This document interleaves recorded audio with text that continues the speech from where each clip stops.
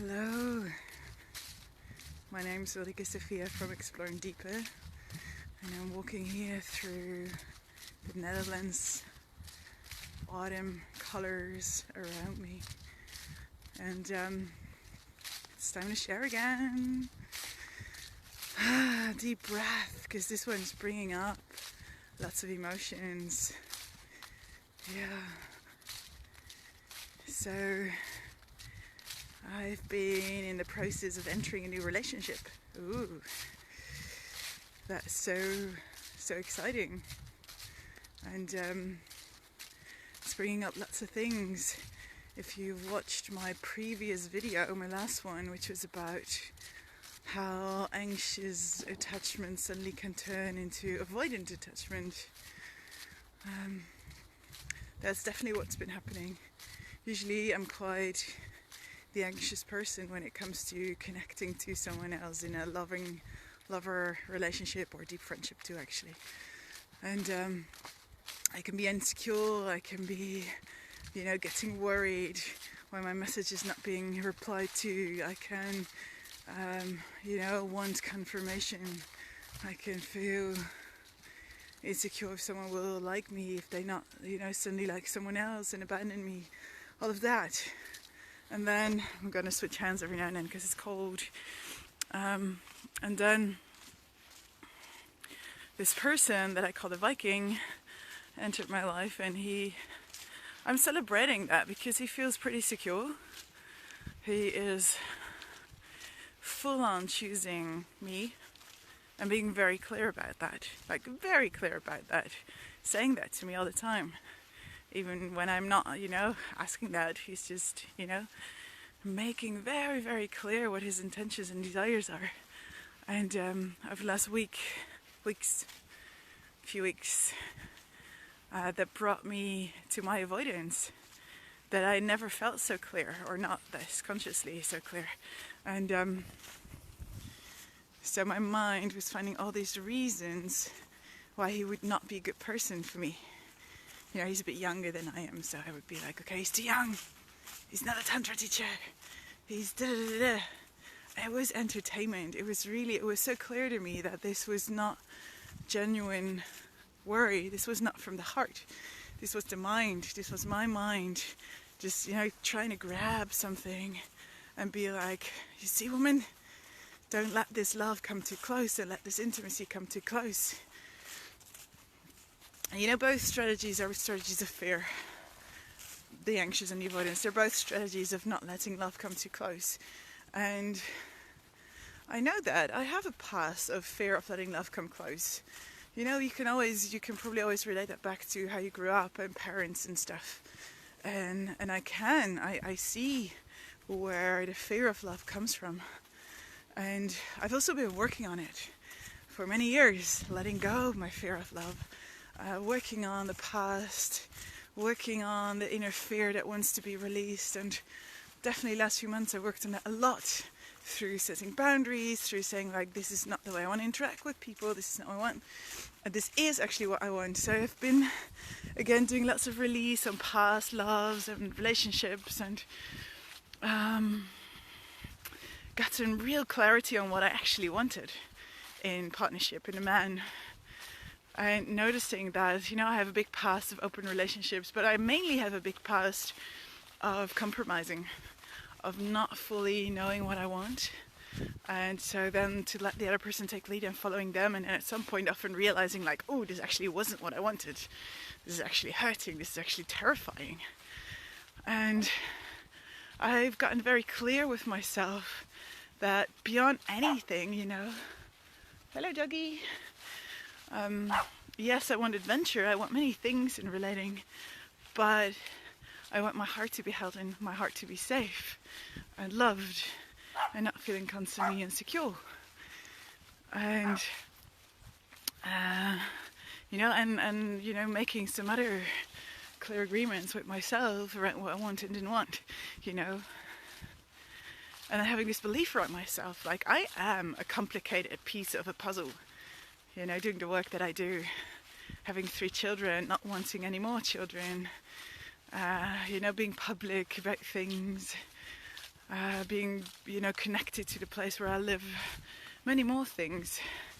So I kind of like gotten clear what I wanted, gotten clear in the picture, and then kind of got quite skeptical about love, because I know that I have been attracting avoidant men for a long time, let's say 35 years. And so the skepticism was about, like, if I attract someone again, it's probably another avoidant man, and I don't feel like going through that again. So meeting someone who just says, like, hey, I want you and I'm here, triggering my avoidance, I was celebrating. I was like, oh my goodness, there's a different response in my body, so I'm attracting something different, which means progress. And I think it is. I think it is progress. So I'm celebrating that. And I've been sharing this with the Viking all along, like, hey, this is what I'm feeling. There's a fear of letting you close. There's a fear of opening my heart. Like, I'm feeling my avoidance. And this Viking, I think his spirit animal is an oak tree. He was just doing the oak tree thing. Just, all right, that's what you feel. That's fine. I'm here. I'm not running. And I remember the first time we met again, because this is a person I've known for years, for about 3-4 years, and we had a few dates way back. But somehow, I never considered him boyfriend material, partner material. And I think we were not a match at the time, definitely not. And but now we are. And the first time we met in this part of the cycle, I was just trying to scare him off, saying all the things, what kind of work I do. And he was like, yeah, of course. I've known you for years. I know what you do. I love that. And I've got kids. I know. I was like throwing it all in, trying to scare him off. It didn't work. And I've been noticing that now over a few weeks, let's see, I think I just go straight. These avoidant voices, they've gotten more quiet. They are calming down. There are waves of anxiety coming up. Last week there were waves of anxiety, like, oh my God, he's going to a party. What's going to happen? And I think I'm wondering if I'm still like, it's a bit of a puzzle to me whether it's anxiety or, feeling so loved and safe with this person, and this clarity about intentions of both of us, of like, hey, I want to choose you, I want to be with you, is bringing up a lot of old pain. I think more than that it is anxiety, I think it's all pain coming up. And I have been realizing lately, last few years, since I broke up with my last partner 2 years ago, I have been realizing how much I have been pushing myself in relationships, how much I have been going beyond my own boundaries. Definitely also in open relating, like I really wanted that, and I've had beautiful experiences, like really, really beautiful experiences, but also quite a bunch of experiences that were beyond my boundaries.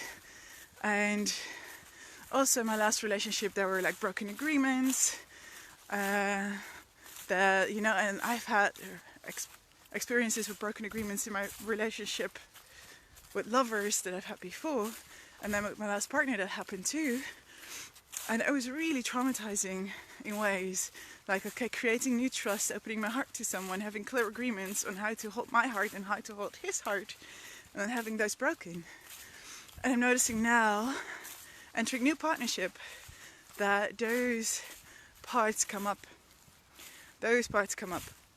So insecurity comes up. Like now, sharing this with you now live, doing it live on purpose and not in a recorded video,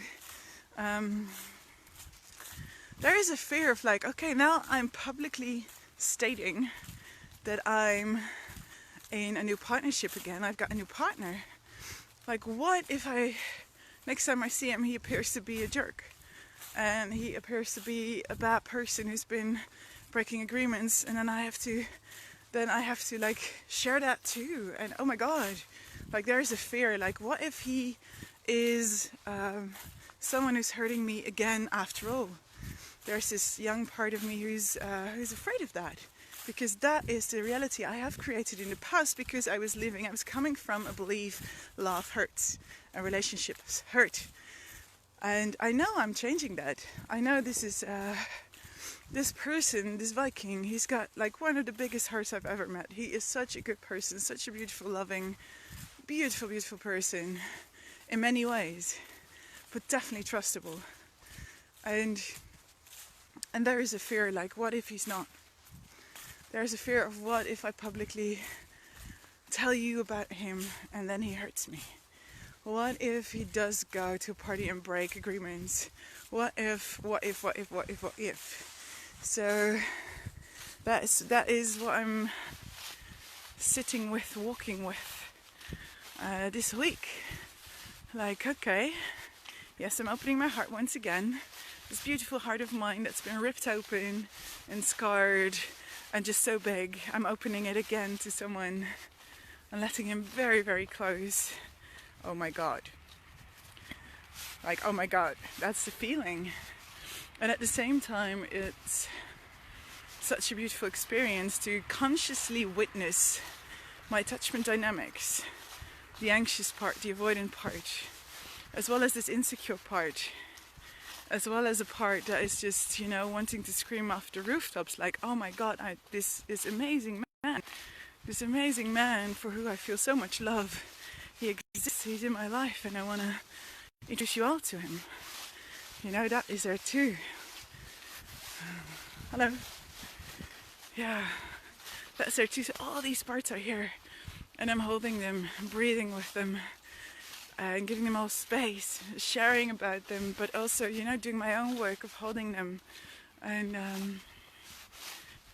creating the container. That's basically the phase of the relationship we're in, is still creating the container of, hello, welcome into my life, and welcome into the life of my children, welcome into this public part of me and the private part of me, which is kind of like not separate parts. And I'm also witnessing or seeing the courage that it takes for a man to step up next to a powerful woman who's living a public life. I think there's a bit of difference if it's, it's a bit gender tied. I think that when a powerful man shows up with a beautiful woman, it's a bit different from when a woman who's, making her own money, is known by quite a bunch of people, and sharing so openly about her life, to step up next to her. I think that is brave, especially if it's a woman who's got children already, and all these things. So I really want to honor that in him as well. That, wow, So the Viking, that is his social media name. You might see photos of him. You will. You might have seen photos of him on my socials. And why am I not mentioning his name? Because of his work. I'm not going to tag him. So happy creative stalking. No, I'm going to call him the Viking. It's not for secrecy. It's because of confidentiality and trust towards everyone's lives and stuff. But he exists. He exists, and I'm very happy about that. And I'm super curious what the future's going to bring. And it's fun because the ones of you who know me, I think I have to go this way. The ones of you who know me know that I've been talking about wanting to attract a Viking for a long time. And I've been talking about men with long hair, beards and tattoos for a long time. And he definitely's got all of that. He's very tall, way taller than I am, and I am tall. He's got tattoos. He even has Viking tattoos. He's got the long hair, the beard, all of that. And they're like, yes, I'm a complicated puzzle piece, but apparently even those have matches. Like, I've wanted someone who's a musician, smart, big heart, and all of that. And besides that, he's an amazing cook. So what else? What else would I want? So yeah, I'm very grateful, and I wanted to share that with you all. And I'll probably share more about how we're designing our relationship. Am I still in an open relationship? All of that, I'll talk about that in another video. I'm not making this one too long. So for now, Ulrike's got a boyfriend.